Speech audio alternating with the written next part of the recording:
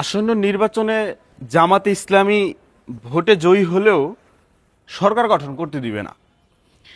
এখন এইটা এই কথাটার উপর কথাটা শুনেই মনে হতে পারে যে তুমি একজন বিএনপি বিরোধী দল লোক, অথবা তুমি ফুল এখন জামাত।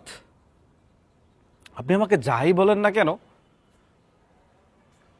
আমি সত্য কথা বলেই যাব এবং আমি চাঁদাবাজ, দুর্নীতিবাজ, টেন্ডারবাজ, অন্যের হক নষ্ট, অন্যের হক মেরে খাওয়া, বা আপনার নিয়োগ বাণিজ্য করা, মানুষের অধিকার কেড়ে নেওয়ার এগুলো যারা করবে তাদের বিপক্ষে সোজা সাপটা করা। সে আপনি যেই হন, আমি মানুষের পক্ষে, বাংলাদেশের পক্ষে, দ্যাটস ইট। এটা আমার পরিচয়। তো এখন এই যে কথাটা আসলো না, যে জামাতে ইসলামী তারা ভোট অনেকগুলো ভোটে জিতলেও তাদের সরকার গঠন করতে দিবে না, এই কথাটা যে আমি বলতেছি বিষয়টা এরকম না, আমি বলিই নেই। এই কথাটা চায়ের আড্ডা একটু আগে শুনে আসছি। এই কথাটা যাচ্ছিলাম আর চায়ের দোকানে বসে কেউ একজন বলল যে জামাতে ইসলামী যদি ভোটে জিতলেও তাদের সরকার গঠন করতে দিবে না। এই কথাটা শোনার পর থেকে আমি নিজে নিজে ভাবলাম, আল্লাহ তাআলা মাথা দিচ্ছে, মস্তিষ্ক দিচ্ছে, চিন্তা ভাবনা তো করতে হবে, তাই না? রিসার্চ করতে হবে। দিন শেষে দেশটা তো আপনারা আমার সবার, এই দেশকে নিয়ে ভালো মন্দ চিন্তা ভাবনা করার, আলোচনা সমালোচনা করার, এটা তো একটা চিন্তা ভাবনা করার অধিকার তো রাখি, নাকি? গামছাটা বন্ধ হলো না।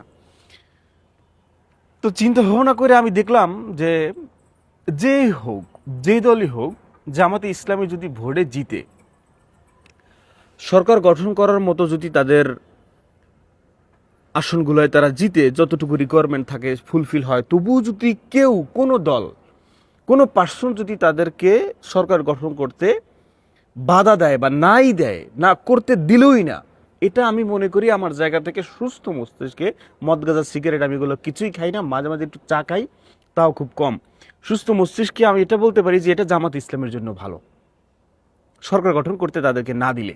এবার আসেন কেন ভালো। ডিপে যেতে হবে, গভীরে যাইতে হবে, গভীর থেকে গভীর জায়গায় যাইতে হবে।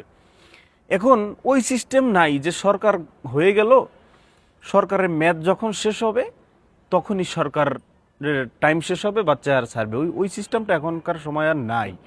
এখনকার সময় মনে করেন যে একজন সরকার গঠন হলো, একজন এমপি মন্ত্রী বেপরোয়াভাবে চললো, আপনার গিয়া চাঁদাবাজি করলো, দুর্নীতি করলো, অনিয়ম করলো, ওই এমপি মন্ত্রীর যে চেয়ার আগামী দিন পর্যন্ত থাকবে, আজকে না আগামীকাল পর্যন্ত যে থাকবে, এটা নিশ্চয়তাটুকু নাই। কারণ এখন মানুষ খুব সত্যবাদী, মানুষ খুব কথা বলতে পছন্দ করে, ন্যায়ের পক্ষে, ইনসাফের পক্ষে থাকতে পছন্দ করে, এবং ওই জায়গাটা স্ট্রং জীবন দিয়ে হলেও। তো কেন বললাম যে আসলে জামাত ইসলামের জন্য ভালো? ধরে নিলাম জামাতে ইসলামী ভোটে জিতলো, এখন তাকে যদি সরকার গঠন করতে না দেওয়া হয় তাহলে এটা তার সাথে অন্যায় হবে এবং জোর জুলুম করে হবে। তো এই জোর জুলুম কি? দাম্ভিকতা, পেশি শক্তি, অন্যায়ভাবে তাকে সরকার গঠন করতে না দেওয়া, বা তার একটা পদ সে পাইলো সেটাই পদটাকে ছিনিয়ে নেওয়া, এই যে ব্যাপারটা, এই যে অপশক্তিটা, এই অপশক্তিটার দীর্ঘায়ুষ তো খুবই কম। কারণ মানুষ তো বুঝে ফেলবে, মানুষ তো দেখে ফেলবে যে সে ভালো কাজ করছে, সে সত্যিকার অর্থে ভোটে জয়ে আসছে, তাকে তার ন্যায্য জায়গা, তাকে তার উপযুক্ত চেয়ার তাকে দেওয়া হয় নাই, এবং কে দেয় নাই, কারা দেয় নাই, তাদেরকে জনগণ দেখে নেবে। এই জন্য আমি বলছি যে জামাত ইসলামের জন্যই ভালো। ওই চায়ের আড্ডার কথার সূত্রপাত ধরে যে লোকটা বলল যে জামাত ইসলামী যদি ভোটেও জিতে তাকে সরকার গঠন করতে দেওয়া হবে না, যারা করতে দিবে না তারা শক্তিশালী, অন্যায় শক্তিশালী। কারণ একদিকে তো সে অরিজিনালি জিতছে, আর অপর দিক থেকে কেউ, কোনো দল, কারা, কোনো ব্যক্তি, কোনো সংগঠন, তারা অন্যায়ভাবে তাকে সরকার গঠন করতে দিবে না। তাহলে সেটা অন্যায়ভাবে করছে না? কিন্তু মানুষ তো তাকে ভোট দিয়েছিল। যে অন্যায়ভাবে করতে দিচ্ছে না তাকে মানুষ ভোট দেয় নাই, যে জয়ী হয়ে আছে তাকে উঠতে দিচ্ছে না, তার চেয়ারে বসতে দিচ্ছে না, কিন্তু তাকে তো মানুষ অরিজিনালি ভোট দিয়েছিল। তো ভোট মানুষ বারবার দিবে। আপনি অন্যায়ভাবে তাকে কোণঠাসা করে ধরলে মানুষ তো আপনাকে চিনে ফেলবে, ওই দলকে, ওই সংগঠনকে, ওই মানুষকে চিনে ফেলবে যে যারা মানুষকে, যাকে ভোট দিয়ে জয়যুক্ত করছে তাকে হতে দেয় নাই অপশক্তি। তো অপশক্তির মেরুদণ্ড তো জনগণ ভেঙে দিতে পারবে। কারণ অপশক্তির মানে বিশাল ক্ষমতার অধিকারী ছিল স্বৈরাচার, তাকেই মানুষ টিকতে দেয় নাই। এই দিক থেকে আমি বললাম যে আসলে দাম্ভিকতার দিন শেষ। সৌদত্ত আহ্বান থাকবে সবার প্রতি, ভাই নির্বাচন করলে, মানুষের সেবা করলে সোজা মাজায় করেন, মানুষের সাথে মিশে যান। দাম্ভিকতা, পেশি শক্তি, টাকার জোর, বল, অন্যায়, অনিয়ম, এগুলো ভুলে যান, এগুলো ভুলে যান।